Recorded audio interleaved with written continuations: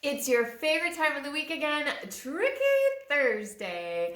Welcome. My name is Trisha, owner of Creative Costume Academy, where I want you to start doing pattern making right away because it's fun, it's easy, and you get to make exactly what you want. So today what we're going to be talking about is how do you know what pattern to start with? There are a couple of different options, and you'll hear, if you're new around here, you'll hear me talking about slopers a lot of the times, or blocks is another word for them. And those are amazing tools to have because what that is a pattern that's already been fit to you. That is just a basic pattern that then you can use some pattern making techniques to turn into whatever design you want. But not everybody has a sloper at home or wants to start with the sloper, and that's okay because we're all about you making patterns right away with what you've got. So you can pick a pattern that's out there already, and how do you know which pattern to start with? So you start with a sloper is one thing. If you have an idea in your head and you know some pattern making already and you know how to manipulate it in a way that will get you the design that you want. If you don't have a sloper, you can use a purchased pattern. Either you want to go with a pattern that you saw the style of the pattern and you really like the design, but maybe you want to add pockets, maybe you want to change the sleeves, maybe you want to change something about it that's pretty simple. So you can go with that pattern is one way to choose which pattern to start with. The other way is that you have an idea for something. You have a shirt in mind, a jacket in mind, something that you have already thought of that or somebody's commissioned you to make. So that's when you want to go and look through the pattern books, maybe look through your pattern stock if you have one, and find a pattern that is close in the silhouette. And what I mean by that is start dissecting your design that you want to make. And is it a dress? Is it a pair of pants? Is it a shirt? And then is the body of it pretty simple? And then there's big exaggerated sleeves, or is it, something that has a princess seam? And start looking at those details and then go and look for a pattern that has some of those details in it already. Maybe not everything is perfect, but you'll start with something that's similar. Now that's going off of design and talking about how you pick the right pattern for design. Let's talk a minute about the size. So patterns come in many different sizes, just like when you go to the store and you buy them in different sizes. The best thing to do, now I have a ton of vintage patterns. I'm a pattern nerd. People send me patterns and I love it. And I love this vintage pattern style. On the back, there usually will have body measurements for what size. So this is a size 12 and it says bust 34. My bust is actually like a 36.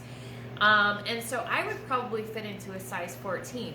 But I did use this pattern recently and I used it just as it was, and it was fine because it is a bit of an oversized garment.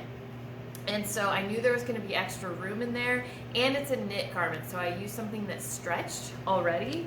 So as long as your size that you're looking at is within, I would say 2 to 3 inches in circumference, then you can probably still use it. And later on this month, our next Tricky Thursdays, I'll be talking more about how you want to transfer this onto new paper and possibly add extra seam allowance. I am always a huge fan of doing a mock-up. Now, to say that, I didn't do a mock-up with this pattern.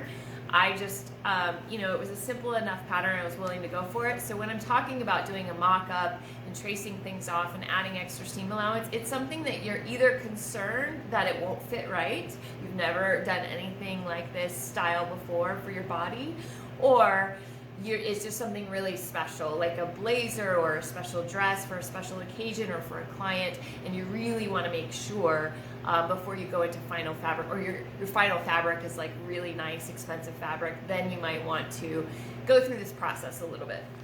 So that is one thing. You want to look at the size. The other thing is a lot of modern patterns, and now this is a PDF, so I did put this together, but a lot of modern patterns will have many sizes on one pattern, which is fabulous because then you don't have to look for the one that's just your size. So they will say, this is this size, and then it's this line or color, depending on where you're getting your pattern from. So you want to look at the size. So this just lists the sizes, and then I would have to go to the website where I got this pattern, or you go to the envelope and look at what those sizes mean and your body measurements compared to what size they say that you are. Now, a lot of times we don't fit into exactly one size. It happens to almost everyone. So if this happens to you, I want you to know you are not alone. This is not anything against your body. Most people don't fit into one size. I would say the majority don't. So if that happens to you, we're also going to be talking about that later this month on how to blend sizes. Go from a smaller size to a bigger size in the hips, or vice versa, bigger size in the bust, smaller in the hips, and so on and so forth. So when you are looking at patterns and pattern sizing, if you are looking at a pattern and your size that you fall into, you're smaller in one area and larger in another area, and the way they've split it up, because a lot of times they will have like 4 or 5 sizes together as one, and then maybe another of the same pattern having 4 or 5 sizes in the next range of sizes. So if you fall in between those 2 sizes, you do not have to buy both sizes. But I would go with always your biggest size. So if you're bigger in the hips than you are in the waist, then go with the size that fits your hip measurement. And I can talk about it later on in another Tricky Thursday on how you can grade that down to fit your waist if it's fitting in your hips for that bigger size, and vice versa. If your waist is bigger, bigger in that size that they say is the size range than your hips, then go with the size that it says your waist would be, and then we would grade it down for your hips. And again, I will show you how to do that, so stay tuned for other Tricky Thursdays. But when picking a size initially, as far as what pattern to start with, go with your biggest size. And if you're in 3 different sizes, because usually the measurements you want to look at are bust, waist, hips.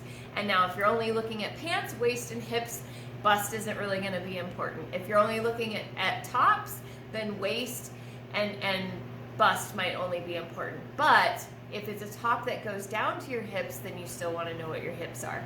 So those 3 measurements will help you. And I'll talk more about fitting and looking at those measurements on the pattern exactly. But looking at those 3 measurements, your bust, waist, hip, go with the biggest one of the size range. Like if I was a size 12 in my bust, but a size 14 in my waist and my hip, I'm gonna go with the size 14 pattern, and then I will take off a little bit in the bust to make it fit me. So that should get you going. This month on Tricky Thursday, we're going to be focusing on, how to pick the right pattern, how to trace it off, add extra seam allowance, and make those, blend sizes, and get you ready to start making a pattern.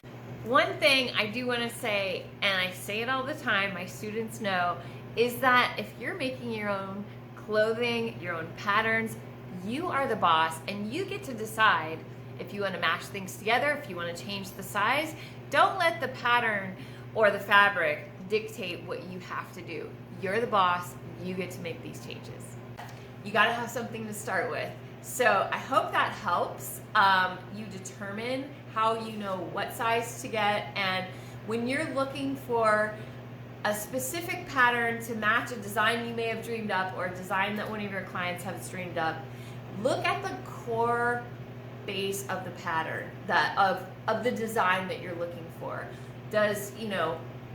Is there a collar that you like, but the rest of the body isn't good? It may be Frankensteining like 3 patterns together. If you like the collar on this pattern, you like the sleeve on this pattern, and the body is more of this shape that you want, and then marrying those all together. So that's what I do when I'm looking at patterns. I rarely make it up. I did with this last one, but I rarely make it up just exactly as it is, because I don't know, I want things to be a little different. Maybe you do too.